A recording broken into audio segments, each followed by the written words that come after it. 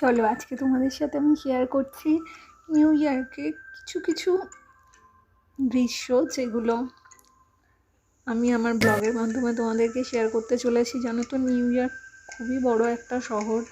তো আমি যেহেতু এখন বিদেশে আছি আর নিউ ইয়র্কের খুবই কাছাকাছি থাকি, তো তাই আজকে বেরিয়ে পড়েছি আমরা। জানি না একদিনে কতটা কি দেখতে পারবো বা পারবো না, তো যতটুকুই দেখি তোমাদের সাথে শেয়ার করার চেষ্টা করব। এই যে জায়গাটা দেখতে পাচ্ছ, এটা হচ্ছে WTC মানে ওয়ার্ল্ড ট্রেড সেন্টার। এখানে তো বিভিন্ন রকমের যত ব্র্যান্ড আছে সমস্ত কিছুর দোকান এখানে বলতে গেলে, আর তার জন্য এটার নাম ওয়ার্ল্ড ট্রেড সেন্টার। তো ওয়ার্ল্ড ট্রেড সেন্টারে ঘোরার পর আমরা বেরিয়েছিলাম স্ট্যাচু অফ লিবার্টির উদ্দেশ্যে। এটা ছিল আমাদের যেটাতে করে আমরা গেছিলাম। তো দেখো এই যে নিউ ইয়র্ক থেকে জেটিটা ছেড়ে দিল, তারপর আমরা সবাই জেটিতে উঠে গেলাম আর এই যে চলছি। তো এখান থেকে জেটিতে ওঠার পর আমাদের উদ্দেশ্য ছিল স্ট্যাটিন আইল্যান্ড, যেটা স্ট্যাচু অফ লিবার্টি ক্রস করে নিউ ইয়র্কের অপর প্রান্তে একটা আইল্যান্ড। তো আমরা সেই দিকে যাওয়ার উদ্দেশ্যেই রওনা হয়েছি। এই কী বলবো, যেতে যেতে বাইরের দৃশ্যটা তো এত সুন্দর যা নিজের চোখে না দেখে ভাষায় তো প্রকাশ করা যাবে না। তো আমি যতটা দেখেছি, যতটা পেরেছি সেটুকুই তোমাদের সাথে শেয়ার করার চেষ্টা করেছি। প্রচণ্ড ভিড় ছিল যেটিতে, কারণ সবাই বাইরের ভিউটা দেখতে চাইছিল। আর যেহেতু এটা তো একটা রিভার, হাডসন রিভার, আর যেহেতু পুরো কাছে দাঁড়িয়ে ভিডিওগুলো করতে হচ্ছিল, যার কারণে আমি একটু খুবই সাবধানে করছিলাম।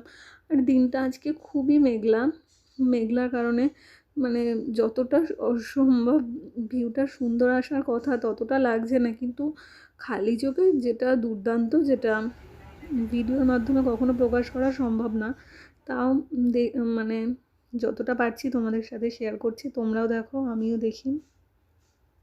এতদিন স্ট্যাচু অফ লিবার্টি আমাদের কলকাতার নিউ টাউনে ইকো পার্ক যেটা আছে সেখানে বিশ্বের সপ্তম আশ্চর্য যেখানে করা হয়েছিল ওখানেই দেখেছি। এই প্রথম নিজের চোখের সামনে থেকে ওই দেখো দূরে দেখা যাচ্ছে এই যে একটা উন্মাদনা, সেটা তো ভাষায় প্রকাশ করা সম্ভব না। সেটা হয়তো সবাই বুঝতে পারছো। আমরা যারা বাঙালি, যারা স্বপ্ন দেখি যে কোনো একদিন হয়তো আমরা এরকম সুদূর বিদেশে পাড়ি জমাবো, তারপর সেখানে গিয়ে যেগুলো বইয়ের পাতায় পড়েছি, যেগুলো টিভির পর্দায় দেখেছি, সেই জিনিসগুলোকে চোখের সামনে দেখার যে এক আনন্দ আর যে উন্মাদনা, সেটা তো ভাষায় প্রকাশ করা অসম্ভব। যাই হোক, এই যে দেখা যাচ্ছে স্ট্যাচু অফ লিবার্টি, তো পুরো নদীটার মাঝখানে এটা একটা ছোট্ট আইল্যান্ড যেখানে স্ট্যাচু অফ লিবার্টিটা তৈরি করা। খুবই সুন্দর, মানে কি বলবো, আমার তো প্রচণ্ড ভালো লেগেছে। এবার স্ট্যাটিন আইল্যান্ডের উদ্দেশ্যে যেটিটা আমাদের রওনা হয়েছে, যেটা হচ্ছে তোমার স্ট্যাচু অফ লিবার্টি ক্রস করে আর একটু সামনে যেতে হবে। আর নিউ ইয়র্ক থেকে স্ট্যাটিন আইল্যান্ডে যেতে আমাদের সময় লাগছে 30 মিনিট। আর যে দূরে দেখতে পাচ্ছ উঁচু উঁচু বিল্ডিংগুলো, একটা হচ্ছে নিউ ইয়র্ক আর একটা হচ্ছে নিউ জার্সি। তো নদীটা মাঝখান থেকে গেছে আর দুটো শহরকে দুদিকে ভাগ করেছে, একটা নিউ জার্সি আর একটা নিউ ইয়র্ক। তো যেহেতু আজকের দিনটা প্রচণ্ড রকম ক্লাউডি আর রোদ একেবারেই নেই বললে চলে। ওই দেখো আমি এই ক্যামেরায় ফোকাস করে ওটা দেখানোর চেষ্টা করছিলাম, ওই যে ওয়ার্ল্ড ট্রেড সেন্টার যেটার একটা উঁচু মাথা দেখা যাচ্ছে WTC, আর এইটা হচ্ছে পুরোটা নিউ ইয়র্ক আর ওই যে নিউ জার্সি। তো আজকে যেহেতু ওয়েদারটা প্রচণ্ডই ভালো, তার জন্য হালকা হালকা হাওয়া বইছে আর মেঘলা মেঘলা ওয়েদার, তো খুবই এনজয় করছি। চলো আমার সাথে সাথে তোমরাও এনজয় করো। এই পৌঁছালাম আমরা স্ট্যাটিন আইল্যান্ডে এখন। তো জানি না এখানে কি আছে কি নেই, আজকে তো প্রথমেই আসলাম। তো আমি আর আমার কর্তামশাই দুজন মিলে বেরিয়ে পড়েছি। জেটি থেকে নেমে দেখি কি দেখা যায় কি দেখা যায় না। আর ভিউটা দেখো, ভিউটা তো একেবারে এক কথায় অনবদ্য। তোমাদের একটা কথা আমি জানিয়ে রাখি, আমার কর্তামশাই যেহেতু এর আগে হিমাচলে মানে মান্ডিতে থাকতো, তো দেখো কি সুন্দর জলের ওপর থেকে হাঁসগুলো যাচ্ছে। এটা তো ক্যাপচার না করে পারাই গেল না। আর মান্ডি হিমাচল প্রদেশে যারা গেছো জানো তো হিমাচল খুবই শান্ত, মানে প্রাকৃতিক সৌন্দর্য যেন ভগবান সব ওখানেই ভরে ভরে দিয়েছে। তেমনি নিউ ইয়র্কটা যেমন প্রচণ্ড ব্যস্ত শহর, প্রচণ্ড উঁচু উঁচু বিল্ডিং, আর স্ট্যাটেন আইল্যান্ডটা সেরকমই নিরিবিলি। দেখো এখানে জলের ওপর থেকে হাঁসগুলো কি সুন্দর চলছে। এখানে এসে তো খুবই ভালো লাগছিল। এই দেখো স্ট্যাটেন আইল্যান্ডে নেমে এটা একটা ছোট পার্ক, বসার জায়গা মতো ছিল, যেখানে আমি একটু কিছু ক্লিপ নিচ্ছিলাম। গাছগুলো ছিল আর পাশে পাশে চেয়ার ছিল, সেইখানে বসে খাওয়া দাওয়া গল্প গুজব করা, যার যেটা খুশি করতে পারা যাবে। আর এই যে শেষমেশ আমরা পাশেই দেখতে পেলাম বেসবল গ্যালারি। তো বেসবল গ্যালারি দেখে আর যখন দেখলাম ওটা ওপেন টু অল, মানে টিকিট লাগছে না, যে কেউ ঢুকে খেলা দেখতে পারো, তো সেটা তো মিস করা যায় না। কারণ এটাও আমার জীবনের প্রথম অভিজ্ঞতা, কোনো বেসবল খেলা হচ্ছে সেখানে গ্যালারিতে বসে খেলা দেখা। তো যাই হোক, খেলাটাকে আমি কিছুটা ক্রিকেটের মতো ভাবছিলাম, কিন্তু এটা পুরোটাই আলাদা।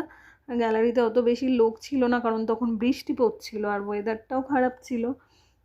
এখানে কিছু সময় আমি আর আমার কর্তামশাই সময় কাটালাম, খেলা দেখছিলাম, মাঝে মাঝে ওদের মিউজিকও হচ্ছিল, তো খুবই ভালো লাগলো। তো তোমরা যারা বেসবল পছন্দ করো বা এর আগে কোথাও বেসবল খেলা দেখেছো আমাকে একটু জানিও তো, কারণ আমার এটা প্রথম অভিজ্ঞতা। এই যে দেখো প্রায় মাঠ ফাঁকা, মানে গ্যালারি ফাঁকা বললেই চলে, কারণ ঝিরিঝিরি বৃষ্টি তখন শুরু হয়ে গেছে। তো গ্যালারি উপরও নিচে প্রায় ফাঁকা, আর দুটো টিমেরই খেলা হচ্ছে।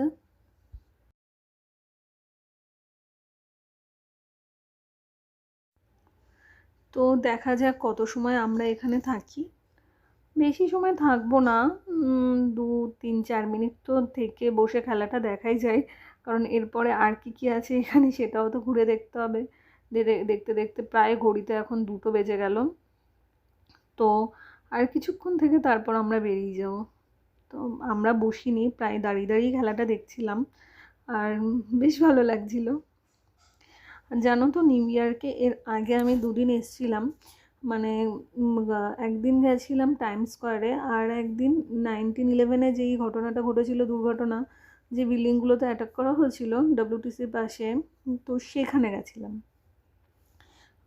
তারপর আজকে তো আসলাম এখানে। এরপরও প্রচুর প্রচুর জায়গা আছে নিউ ইয়র্কে, যেটা তো একদিন কখনো গোটা নিউ ইয়র্ক ঘোরা সম্ভব না। তো আবার আসবো। এবার দেখতে দেখতে আমরা ফেরার সময় জেটিতে উঠে পড়লাম। দেখো অরেঞ্জ কালারের আরও প্রচুর প্রচুর ছিল, ক্রুজ ছিল, খুব সুন্দর সুন্দর ক্রুজগুলো যে এত দুর্দান্ত ছিল, যেটা আমি দেখছিলাম, এটাও আমি প্রথম চোখের সামনে দেখছি, তো আমার তো দুর্দান্ত লাগছিল। আর এটা হচ্ছে আমাদের ফেরার সময়ের ভিউ।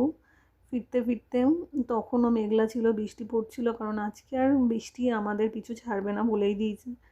তো বৃষ্টিতে জানো তো সবই ভালো লাগে, কিন্তু ঘুরতে ভালো লাগে না। বৃষ্টিতে ঘরে বসে এনজয় করাই আমার মনে হয় ভালো, কিন্তু যদি তুমি কোথাও ঘুরতে বেরো, কিছু দেখতে বেরো, তখন যদি বৃষ্টিটা হতে থাকে, সেটা কি ভালো লাগে বলো?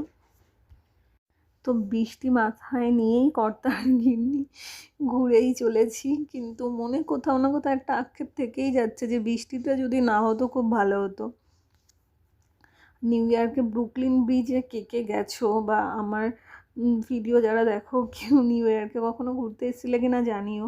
ব্রুকলিন ব্রিজটা, যেটা কাল হো না হো সিনেমাটা আছে, সেখানে আমি দেখেছিলাম। তো ব্রুকলিন ব্রিজে আজকে হয়তো আর যাওয়া যাবে না, যেখানে কাল হো না হো গানটা শ্যুট করা হয়েছিল, শাহরুখ খান ছিল।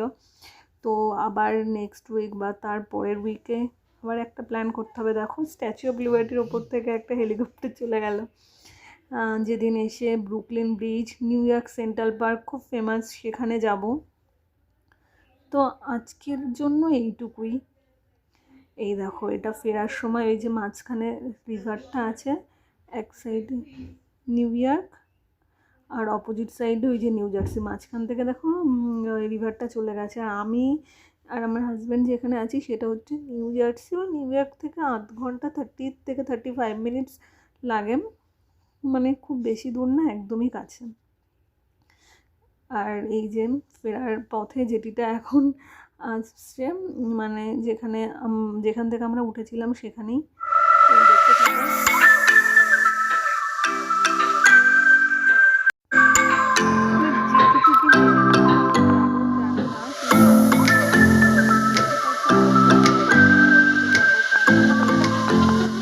বাসগুলো আমি দেখেছি কোয়েলকে নাচানাচি করতে। আজকে সেই বাসকে চোখের সামনে দেখলাম, যে ফুট খোলা যে বাসগুলো হয় না, সেই বাসগুলোই দেখো দূরে। তো এটা দেখে তো রাস্তায় দাঁড়িয়ে আমি ভিডিও করতে শুরু করে দিলাম।